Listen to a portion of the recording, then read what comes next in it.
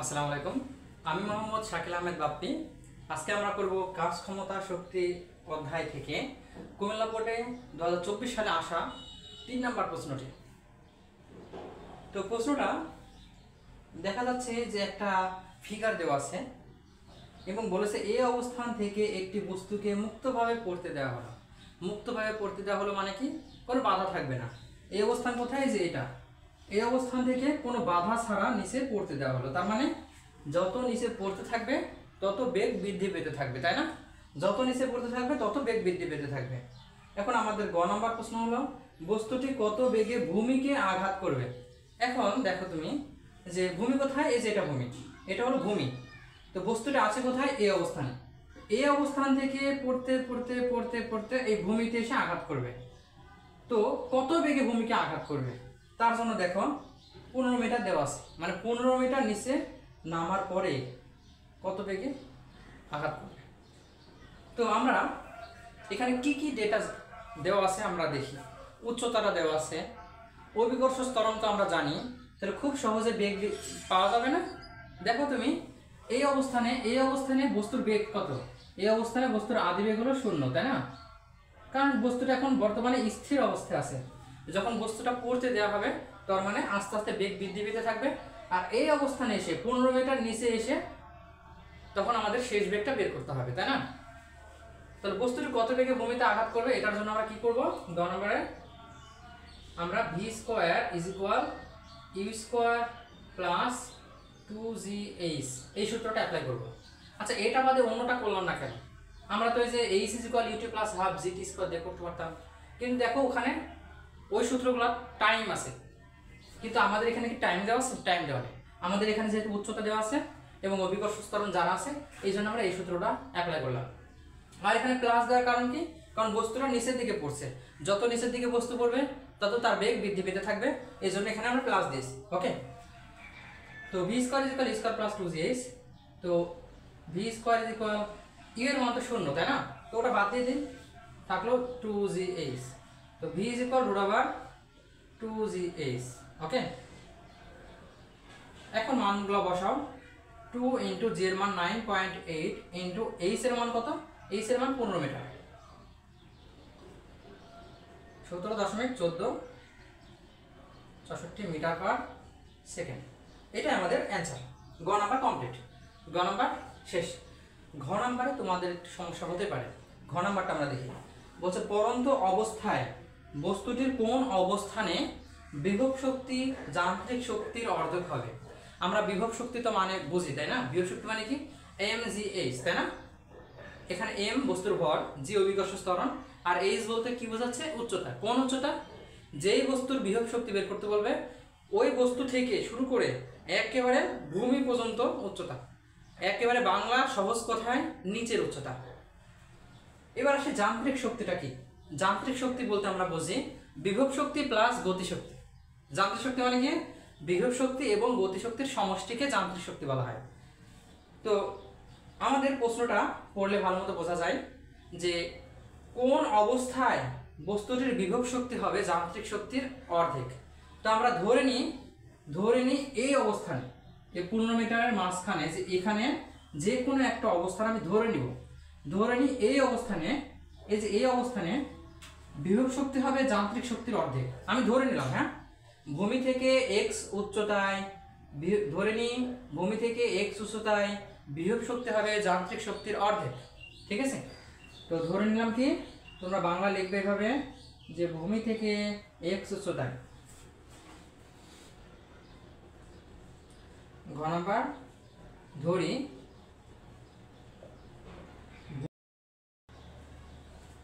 ধরে নিচ্ছি ভূমি থেকে x উচ্চতায় এই অবস্থানে বিভব শক্তি যান্ত্রিক শক্তির অর্ধেক। খেয়াল করে দেখো এই অবস্থানে তাহলে আমাদের বিভব শক্তি বের করে নিতে হবে, এবং যান্ত্রিক শক্তির মধ্যে কি কি আছে? বিভব শক্তি এবং গতিশক্তি। তো বিভব শক্তি আমরা প্রথমত বের করে নিব এবং গতিশক্তিটাও বের করে নেব। তো এই অবস্থানের গতিশক্তি কত হবে? এই অবস্থানের গতিশক্তি নির্ণয়ের সূত্র কি? Half mv square, half mv square, মানে বেগও আমাদের জানা লাগবে। তার মানে এই যে এই অবস্থানের বেগটা আমাদের জানতে হবে। তো এই অবস্থানের বেগ জানার জন্য এই অবস্থানের বেগটা জানার জন্য আমরা কোন সূত্র অ্যাপ্লাই করব, কোন উচ্চতা অ্যাপ্লাই করব? তোমাদের সবচেয়ে বেশি সমস্যা হবে এটাই, যে তোমরা কি করো, তোমরা বেগ বের করার সময় নিচের উচ্চতাটা নাও। আমরা কি বস্তুটা নিচ থেকে উপরে নিক্ষেপ করেছি? না, বস্তুটা উপর থেকে নিচে পড়ছে, তার মানে যেখান থেকে বস্তুটা আসছে, তাহলে বেগ বের করার সময় উচ্চতা আমরা ওইটা নিব। ঠিক আছে, বস্তুটা কোথা থেকে আসছে? এই যে উপর থেকে নিচে পড়ছে, বস্তুটি উপর থেকে নিচে পড়ছে, তাহলে কোন অবস্থানে আমাদের বেগ লাগবে? এই অবস্থানে বেগ। তাহলে উচ্চতা কোথায় নেব, কোনটা নেব? আমরা উচ্চতা নেব এই অবশ্যই এইটা উপরেরটা। ঠিক আছে, তাহলে 15 থেকে এই x মাইনাস করে দিই, সম্পূর্ণটা 15 থেকে এই 15 থেকে x মাইনাস করে দিই, তাহলে এই দূরত্বটা হবে 15 মাইনাস x। ঠিক আছে, তার মানে আমি যখন এই অবস্থানে, আচ্ছা এই অবস্থানটার একটা নাম, হ্যাঁ মনে করলাম বি অবস্থান। আচ্ছা এই বি অবস্থানে আমাদের বেগটা বের করে নিতে হবে। বেগটা বের করার জন্য আমরা কোন সূত্র অ্যাপ্লাই করব? v square = e square plus 2jx। এখানে h কোনটা হবে? অবশ্যই এটা। বস্তু আগে উপরে ছিল, উপর থেকে নিচে পড়তেছে, কতটুকু উচ্চতা অতিক্রম করে বি অবস্থানে আসছে, ওই উচ্চতা আমাদের বেগ বের করতে কাজে লাগবে। তাহলে আমরা বি বিন্দুতে বেগটা বের করে ফেলি।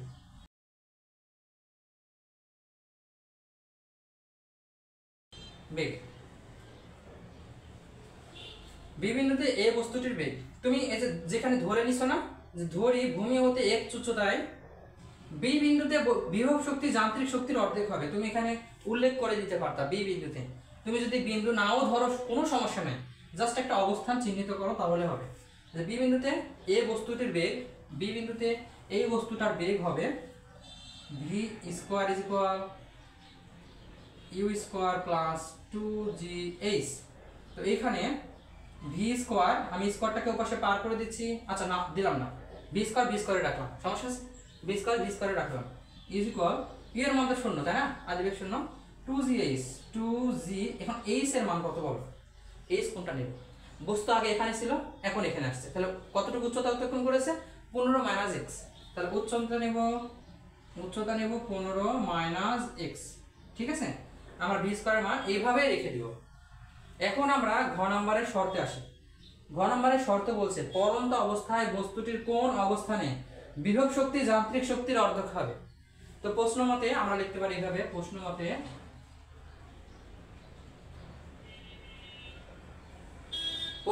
বিভব শক্তি যান্ত্রিক শক্তির অর্ধেক। প্রশ্ন মতে লিখব বিভব শক্তি হবে,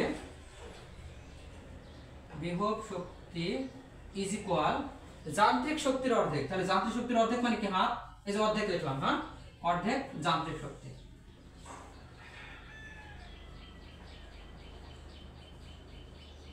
ঠিক আছে, বিভব শক্তি হবে এই যান্ত্রিক শক্তির অর্ধেক, মানে যান্ত্রিক শক্তির সাথে হাফ গুণন, অথবা যান্ত্রিক শক্তি ভাগ 2, মানে যান্ত্রিক শক্তির অর্ধেক করে দিয়েছি। ঠিক আছে, এতটুকু বুঝতে পারছো তো না? যান্ত্রিক শক্তির অর্ধেক করে দিয়েছি, তাহলে কার সমান হবে? বিভব শক্তির সমান হয়েছে। আবার দেখো, বিভব শক্তি হবে যান্ত্রিক শক্তির অর্ধেক, তাহলে বিভব শক্তি হয়েছে যান্ত্রিক শক্তির অর্ধেক। এখন বিভব শক্তি কোন অবস্থানে?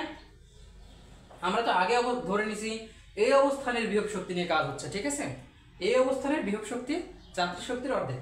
তো এই যে অবস্থান, এই যে বি অবস্থান, এই অবস্থানে বিভব শক্তি কত? ওই অবস্থানে বিভব শক্তি কত? বিভব শক্তি মানে কি? mg h। বিভব শক্তি মানে কি?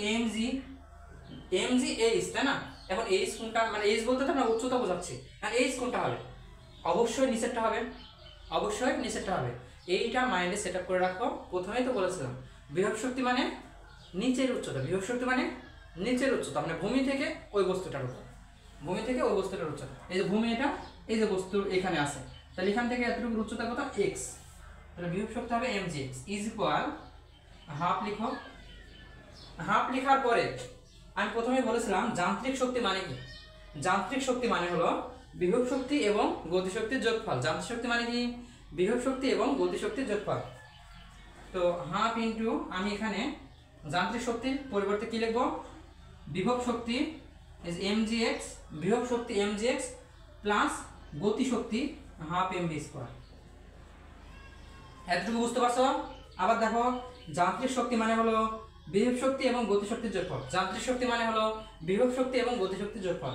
বিভব শক্তি mgx আর গতিশক্তি হলো হাফ mv স্কয়ার। তাহলে দুইটা যোগফল করলে কি হয়? যান্ত্রিক শক্তি। আবার দেখো, বিভব শক্তি মানে mgx, হাফ হাফ আছে রাখলাম, যান্ত্রিক শক্তি mgx plus half mv square. এখন mgx ইজ ইকুয়াল, সবগুলোর মান বসাই, হ্যাঁ, হাফ ইনটু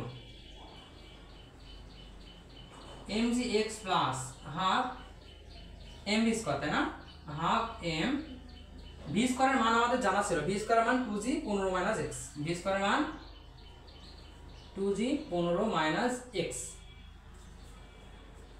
এখন আমরা এই যে এখানে এখানে আমরা সেকেন্ড ব্র্যাকেট দিলে ভালো করতাম, কারণ ভিতরে অলরেডি একটা ব্র্যাকেট আছে, v স্কয়ারের মান বসাইছে জন্য সেকেন্ড ব্র্যাকেট দিলে ভালো হতো। আচ্ছা, এখন আমরা একটা কাজ করব, এই সম্পূর্ণ পদ থেকে এখান থেকে আমরা m আর g টাকে কমন নিয়ে নেব, ঠিক আছে, আমরা m g টাকে কমন নিয়ে নেব। এই পাশে mgx যা আছে তাই, এই হাফকে হাফই রেখে দিলাম, এই সম্পূর্ণটা থেকে mg কমন নিই, তার mg যদি কমন নিই, তার mgx থেকে mg কমন নিস, কি থাকবে এখানে x প্লাস, এখানে দেখো 2 আর এই 2 আউট করা যাচ্ছে, m আর g কমন নিয়ে নিছি, থাকবে কি 15 মাইনাস x, কি থাকবে 15 মাইনাস x, ঠিক আছে। আচ্ছা, এবার দেখো এই পাশের mg এই পাশের mg আউট, এই পাশের mg এই পাশের mg আউট, তারপরে এই পাশে আমার হাফ আছে, হাফ এই পাশে যদি চলে আসে সমান সমানের এই পাশে যদি হাফটা চলে আসে, তাহলে কিভাবে লেখা যায়, x এর সাথে গুণ হয়ে যাবে, মানে 2x হয়ে যাবে, ইজ ইকুয়াল, হাফ তো চলে আসছে, mg তো আউট হয়ে গেছে, থাকবে শুধু x প্লাস 15 মাইনাস x, এখানে আবার দেখো plus x minus x out করা যাচ্ছে, থাকবে কি শুধুমাত্র 15, তাহলে x ইজ ইকুয়াল 2 আর x গুণ অবস্থা আছে, ওপাশে পার করে দাও, তাহলে 15 ভাগ 2 কত হচ্ছে 7.5, তাহলে 15 ভাগ 2, অতএব x এর মান কত পাচ্ছি 7.5, এটা হবে আমাদের অ্যানসার। তবে তোমরা অ্যানসারটা কিভাবে লিখবা, অ্যানসারটা লিখবা অতএব ভূমি থেকে 7.5 মিটার উচ্চতায়, ভূমি থেকে x এর মান 7.5 পাইছি, তো ভূমি থেকে 7.5 মিটার উচ্চতায় বিভব শক্তি যান্ত্রিক শক্তির অর্ধেক হবে, শেষ, এতটুকু। তো তোমাদের যদি কোনো সমস্যা হয়, শুধুমাত্র এই সৃজনশীলে বা এই অঙ্কটায় তা না, যে কোনো সমস্যা যদি হয় তাহলে কমেন্ট সেকশনে কমেন্ট করে লিখবা যে ভাইয়া আমার এখানে সমস্যা আছে, একটু সলভ করে দিন, আমি প্রস্তুত আছি তোমাদের সমস্যার সমাধান করার জন্য। তো দেখা হচ্ছে পরবর্তী কোনো ভিডিওতে, এ পর্যন্ত ভালো থাকো, সুস্থ থাকো, আল্লাহ হাফেজ।